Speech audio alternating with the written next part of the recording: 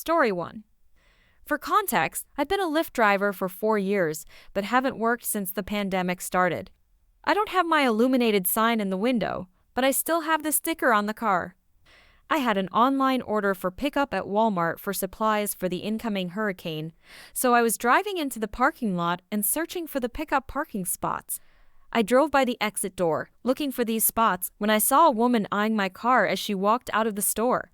At the same time, a car attempted to pull out and nearly hit me, but didn't. As I started to move forward to continue my search, the woman stood next to my car, yelling and pointing at my car, then herself, saying, "You're looking for me." I vigorously shook my head no, pulled away, and continued my search. After I found a cart attendant in the parking lot, he told me the spots were back the way I came. Oh no. So, I drove back the way I came, and I could see the same woman standing by the exit, glaring at my car. I avoided eye contact and finally found the pickup parking. I pulled up and waited, eating a bit of my dinner while I did so. As I was eating my macaroni and cheese, I heard someone angrily yell, "Are you not a Lyft driver?" from my passenger side. The same woman had walked 5 rows from the exit to track me down. She began yelling and gesturing at my sticker and asking, "Why aren't you picking me up?" I felt at this point, ignoring her would be less than ideal, so I rolled down my passenger window just enough. I looked her in the eye and said calmly, "Ma'am, I'm not working right now." She threw her hands in the air, looked around wildly, and said, "Give me a ride." I told her I am not her Lyft driver and suggested she contact her driver through the app. She yelled, "Well, that's great. Where's my Lyft driver then?" I just quickly rolled the window back up as she stormed away. I feel like this shouldn't have to be said, but please double check your app with the Lyft or Uber you're getting into. And don't stalk down strangers in their cars. Story 2. I had been reading many of the "I don't work here" lady posts, and it caused me to think about what I would do if I were the victim, but I really never expected it would actually happen. But it did, and luckily, I was prepared. Backstory: I am a 69-year-old United States Army retiree who has served much of his career in Germany and speaks German almost as well as I speak English. Due to good genes, I look about 10 years younger than I really am. In the small tourist community where I live, there are a lot of senior citizens like myself who live here year-round, and many have part-time jobs at our local stores, so it isn't unusual to find an older person working in one of the stores. During the summer, we get a lot of tourists with more than a few demanding customers. So, I was at the local supermarket yesterday shopping in the soup aisle, and a nice vertically challenged short woman about my age was trying as hard as she could to get an item off the top shelf. I said, "Here, let me help," and reached up and got it for her. She thanked me. I said, "No problem," and she walked off toward the checkout. I then proceeded to look at the various cans of soup, trying to decide which ones I would get. Then I heard the sound I had heard about, but as of yet, never personally experienced. "Excuse me." I turned around, and there she was, a stereotypical demanding customer and, based on how she was dressed, a summer tourist. Memories of the many similar stories I had read flashed through my brain, and the silly idea I had when reading them clicked in. Me. Entschuldigen, German for "excuse me." Customer. Where can I find these products? Me. Entschuldigen, ich kann Englisch nicht verstehen. German for "excuse me." I do not understand English. She looked at me like she wanted to harm me. Customer. What's wrong with you? This is America. Speak English. Me. Was ist los mit sei? Was ist sein Problem? German for "what is wrong with you? What is your problem?" She turned and angrily stomped away. I finished my shopping and went to the self-checkout. She was in line at one of the registers with a clerk. I paid the machine for my things and bagged them, and as I walked by the lane she was in, I said to her in a loud voice and in clear New England accented English, "Have a nice day, lady," and left the store. Being bilingual can be fun. Story 3. A friend of mine recently reminded me of this, the absolute best time I ever had dealing with a demanding customer in the wild. It happened about 30 years ago, so I'm going strictly by memory here. I also have no clue what the name for a male equivalent is, so I'll call him Ken. Sorry this came out so long, but I think you'll enjoy it. I used to work for a chain convenience store, and back in the late 80s it ran into financial trouble. Corporate decided that, to cut costs, they would sell off or shut down all locations that didn't have a gas station attached. This included my location. Once the stores were sold or closed, our positions would be eliminated, and we'd be out of a job. Although I was only the assistant manager for our location, I was effectively running things as corporate had decided to pull my manager off to a different location, and the assistant would be good enough since the store was closing anyway. Now, onto the story. Cast. Head honcho guys from corporate, in charge of selling the store, slightly involved near the end. Ken, entitled dude who bought our location. And, of course, me. Once chain announced that they were closing the stores, it was no secret that we would be shutting down. Of course, us employees were still expected to give good customer service. That was usually no problem as we were in a good area and had pretty decent customers. They liked us, we liked them. But at the same time, we had no concern to give for the occasional demanding customers. It was nice being able to shut them down. What were they gonna do? Fire us? Good times. I wish I could remember specific instances, but 30 years. They all kind of run together now. The most entitled of all, though, was Ken. Turns out, he'd bought our location from chain and would be taking over in about a month and a half. During that time, I was working with head honcho guys from corporate, doing things at the store level for the sale. Meanwhile, Ken came in a few times a week, demanding that certain things be done, as if he already owned the place. He wanted us to change displays, order specific products, etc. Head honcho guys had already told me to ignore his demands, so all of them were met with some variation of, "No, Ken, I work for chain, not for you, and this isn't your store yet," which sent Ken off in all his huffing glory, yelling that I wouldn't be acting like that once he ran the place. Fast forward to the final day. All the other employees had worked their last shifts, and as acting manager I opened the store that morning. Head honcho guys arrived to go through whatever they needed, and shortly before noon, Ken showed up. Ken and head honcho guys went in the back, and once they came back out, we closed the store in order to finalize everything. Head honcho guys and I cashed out the register for the last time, and most importantly, I turned over my key to the store. Once that was done, something close to the following happened. Head honcho, "Okay, Ken, we're done. It's all yours now." They start packing up to leave. Me, "Just making sure. Chain no longer owns this location. Ken is in charge now, yes." Head honcho confirms, so I step out from behind the counter. Of course, Ken starts yelling. I think yelling was his default mode. "Ken, where do you think you're going?" Me, "Home. What does it look like?" Ken, "You get back here and get your butt back behind that counter where it belongs." Me, calmly, "No, I don't work for you." Ken, "What do you mean? No? I told you things would be different when I took over, and now you have to do what I tell you to do." Me, with a huge grin on my face, "You just don't get it, do you?" Ken looks confused. "You bought the store, you bought the inventory, but you did not buy the employees, and you sure as heck didn't buy me. So I'll say it one last time, and try to get this through to whatever functional cells may be floating around in your empty head. I do not work for you. Never have, never will.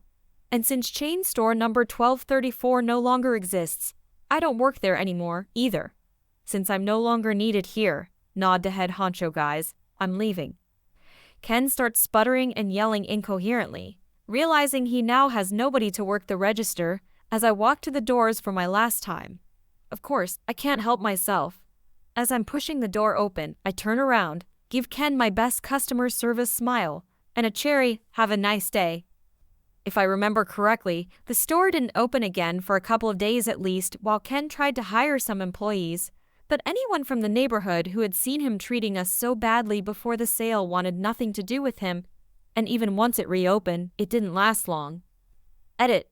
I've seen some comments going on about employment contracts, how our jobs should have transferred to the new owner, etc. So just to clear things up a bit, I hope. The United States doesn't have employment contracts as apparently other countries do. As noted in the original post, corporate told us up front that once the store was sold or shut down, we would be out of a job. If chain had been bought out by another company, then maybe our jobs would have transferred over. But Ken bought one location, not chain as a whole or even multiple locations. Ken never asked any of us if we wanted to stay on and work for him. As one commenter added, "You don't have enough money to afford me anyway," or something close to that. Several commenters have tried to guess which chain this was, but I haven't seen a correct guess yet as of this edit. Anyway, I'm a bit hesitant to add that, since much to my surprise chain is still in existence. Although I searched for them online after posting this story, and according to their website, they're down to less than a dozen stores now. Story 4. About 2 years ago, Male was in the supermarket doing some shopping after work, wearing just a white t-shirt and some jeans. It wasn't that busy, so there was only one regular cash register open, with 2 or 3 people in line, and a set of like 6 self-scan registers. After collecting my basket full of groceries, I walked to the self-scan area and was finishing up scanning the last item in my basket and had just finished putting it in my shopping bag sitting next to the self-scan register when a demanding customer shows up. Customer: "Ugh, don't you have a policy that if the line is longer than 2 people that you open additional registers?" I'm wondering why she's complaining to me in the otherwise empty self-scan area, but decide to answer anyway. Me: "There is nobody waiting at these registers pointing around me, so I guess that doesn't apply." Customer: "Well, I don't like to be kept waiting." Me: Okay." Customer: "Aren't you going to scan my groceries? Or do I have to do everything myself?" I'm completely flabbergasted. Me: "Huh, I don't." She steps up to the register and starts scanning the few items she had, effectively adding them to my tab, interrupting my response with, "The youth nowadays is so lazy," and she goes off on a long rant about how the youth is useless. I'm in my 30s and that customer service is worthless, and how she still has the ethics that she was taught as a child to work hard and whatnot. I cannot get a single word in. In the meantime, she finishes scanning her items and taps her way through the payment process without checking the final list of items on her receipt, nor checking the price, and pays the bill. Finally, she takes a breath, and I repeat what I was trying to say all along. Me: "Look, I don't work here." Customer: "No indeed, you just stand here, costing the company money. I've never seen a more useless cashier." At that point, my groceries were paid for by her, and I was tired of her condescension, so I just sarcastically said thanks and let her go on her way. If she really wants to pay for my groceries and insults me when I'm trying to warn her, I'm not going to stop her. I shop at the store regularly and checked with the customer service a few days later, but apparently the customer didn't complain about her bill being significantly higher than it should have been. The customer service girl found the entire thing quite funny and mentioned that is one of the reasons they're called self-serve registers. She definitely served herself. Story 5. Here's a revised version of the story with grammatical and punctuation errors fixed, proper paragraph separation, expletives replaced, and acronyms initials expanded. Background: I'm currently a full-time student, but previously I managed a clinic housing 2 separate businesses in the same office space. I own shares in one of these businesses with a medical doctor, whom I'll refer to as the doctor. My role involved numerous responsibilities as a medical office assistant and manager, along with helping with the other related business operating from the same space, which employed 2 nurses working out of one office. Various salespeople and company representatives frequently visited, and I rarely felt the need to engage with them unless absolutely necessary due to my extremely hectic schedule. One woman, whom we'll call Karen, wanted to open a particular business which I won't identify to maintain anonymity in the adjacent space. She made a point of introducing herself to the nurses and the doctor, but she was quite rude to the administrative staff and me. She spoke condescendingly to anyone except the doctors and nurses, doing so with an exaggerated smile and slow speech, which made it even more frustrating. I recall her repeatedly saying to the receptionist in a sickeningly sweet but patronizing tone, "You don't remember who I am, do you?" I mostly noticed this in passing while busy with work. Karen had approached the doctor about potentially joining our building. It was one structure where we occupied half, and she wanted to rent the other half, separated by a locked steel door with separate street entrances for both to almost guarantee that our patients would patronize her business. We discussed this and immediately agreed. It was entirely unethical for us to direct patients towards any particular business, while we couldn't control who rented the space unless it was undesirable. We certainly wouldn't recommend a business we lacked experience with or, heaven forbid, influence patient autonomy in any way.